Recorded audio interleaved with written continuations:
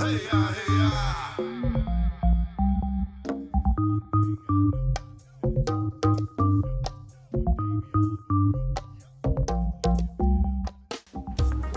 I know that you said you wear many hats, and you do. Well, first of all, I'm gonna ask this question. When it comes to putting out a single, is there something that you do not have your hands involved in, something that you may let somebody else handle? Now, right at this moment, no. So you do. So then you'll record it, you produce it, you master it, you do the artwork for it, you do the metadata and all of that. Like you doing all of that yourself. Like explain it. Yeah.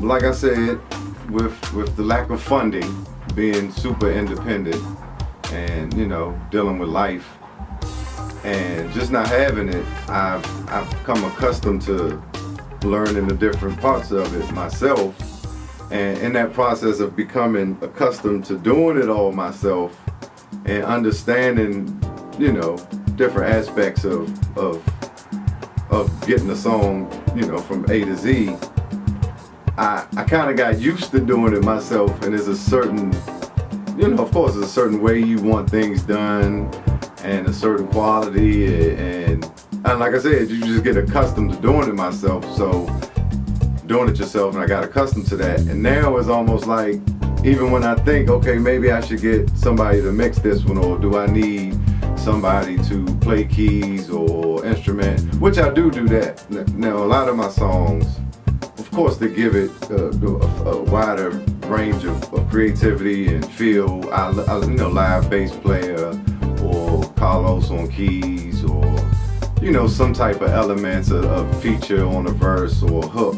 Of course, that's necessary. Sometimes it can get boring with me just doing everything, and plus just power in numbers, and more people, the more creative people you have in on something, the more, I think, the broader the sound of whatever that is, it's going to be, of course, because you have more input. But sometimes it's hard to get people on the time schedule, or maybe, they want a certain thing, or they not, it's hard to get people together. So that's when, it's that Chief song that's by itself, and it's, from the concept, or the track, the basic part of the track, to figuring out the concept, writing the hook, writing the verses,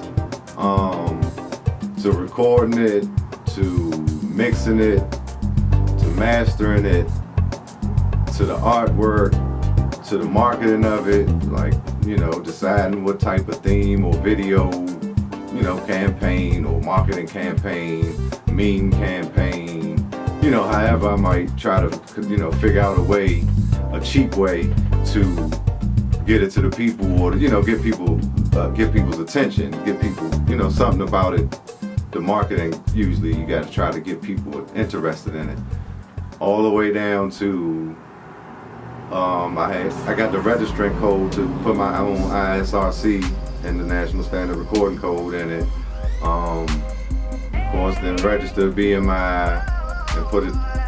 I'm working with DistroKid right now, but CD Baby or DistroKid, or whatever the platform is to get it out to the masses digitally. So from all that, I have songs that I've done each step of that process. Whether it's playing live drums, and now I'm playing guitar on tracks, and bass, different instruments, all the way to all the paperwork and marketing, and to it releasing.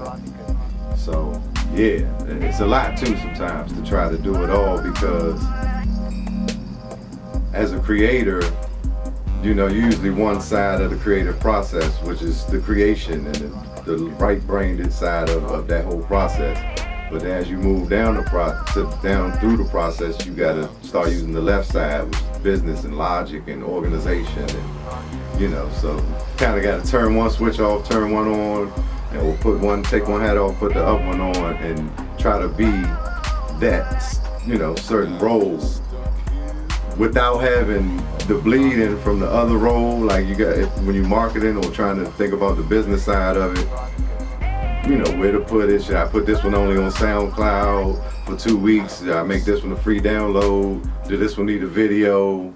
However you trying to make a particular song stand out or get more attention through the strategy. So to try to separate the love of being the creator or having that baby, which is whatever the product song is, to understanding the best process to get it to the people, those different dichotomies or different hats or whatever, that's a hard thing to separate, and that becomes very frustrating sometimes, but I get it done. I mean, at the end of the day, sometimes I'm not completely satisfied 100% or,